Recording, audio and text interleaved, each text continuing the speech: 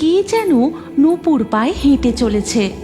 এরপর তারা যখন হাঁটতে হাঁটতে নদীর ঘাটের কাছাকাছি পৌঁছায়, আরে, ওই নূপুরের শব্দটা তো আর পাওয়া যাচ্ছে না। চার বন্ধু পিছনে তাকিয়ে দেখে যে সেখানে কেউ নেই, শুধু একটি জবা ফুল পড়ে আছে। তাদের দেখে মাঝি জিজ্ঞাসা করে, কি বাবুরা, এই নিশুতি রাতে তোমরা কোত্থেকে আসছ? কোথায় যাবে গো? ভাঙাড়াসের মেলা দেখে ফিরছি গো, নৈহাটি যাব। ওইদিকে জঙ্গলের পথটা তো ভালো নয় গো বাবু, পথে কোনো অসুবিধে হয়নি তো?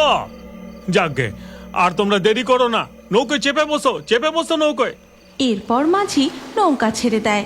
তারপর তারা মাঝিকে সমস্ত ঘটনা খুলে বলতে থাকে। সে আর কেউ নয় গো, মা তারা ছিল।